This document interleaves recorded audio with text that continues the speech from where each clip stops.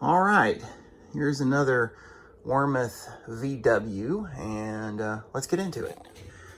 All right, so this was purchased, I guess, sometime in the late 90s, maybe 2000 or 2001.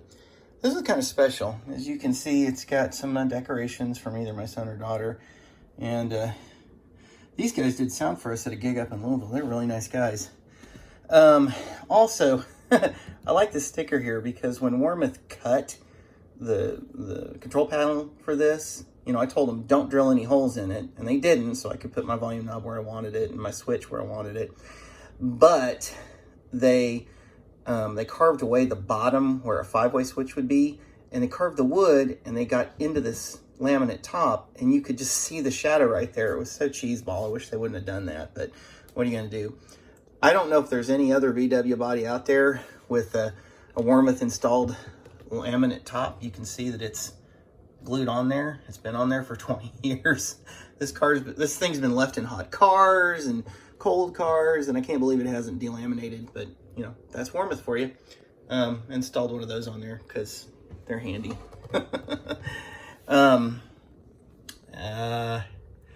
I think that's a DiMarzio in the bridge position, and I think that might be a DiMarzio in the neck. I don't really know what they are. They're DiMarzios, I think. Or Seymour Duncan's, gosh, who knows? The neck had these block inlays straight from Warmoth, and I just like them. A couple of them have popped out, and I've just super glued them back in over the years. Yeah, it's been worn a little bit. It's got some fret divots there. It sounds fine. You can still see where I put the lines to try and get these tuners laid out. This was bought as a paddle headstock that was actually cut for a Floyd nut, which I don't even know if they do anymore. They'll sell you a paddle headstock, but I don't think they'll cut it for a Floyd nut.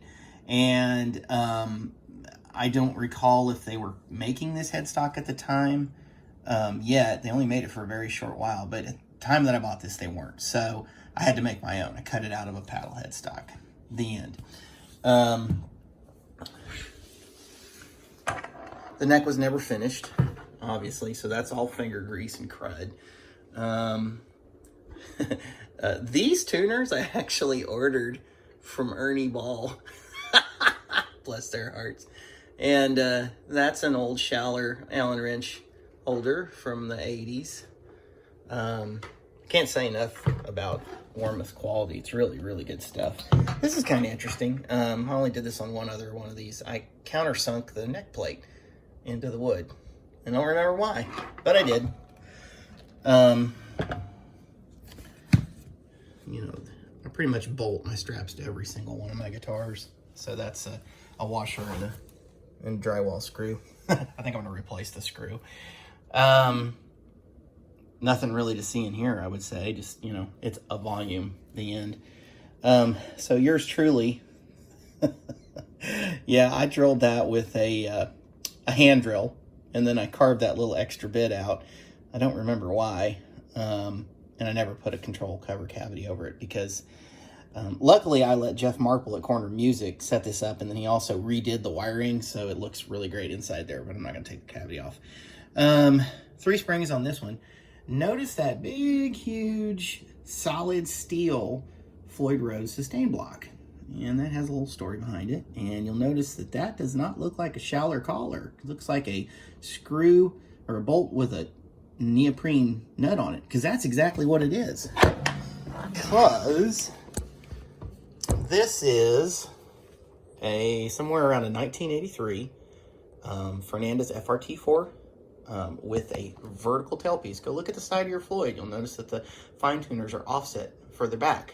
But this was the original design before they did that. And Floyd Rose worked in partnership with Fernandez Japan, and Fernandez Japan put all kinds of Floyds on their guitars. And right after they did the non-fine tuner version of the ones that Floyd was making in the US, they put this version out. And so it has a really nice little embossed logo there. And yeah, it's, you know, it's a tremolo. So you can tell it's got the nut on the top rather than a collar. And so yeah, man, these are hard to find. And I'll be honest with you, this is just bragging rights. I mean, I had a regular original Floyd Rose on here. It did fine and everything. But, you know, when I put this one on, it just sounded better. So, whatever. Let's see, anything else? Yeah, it does have original posts. I'm probably going to convert these to inserts instead of the wood screws, because as you can see, there is a little bit of cracking on the laminate, and I know I'll probably end up cracking it more if I put sustain, or I should say I put inserts in, but, you know, I'd still like to get another 20 years out of this guitar. But anyway, so, yep, that's it. That's the Swirly one.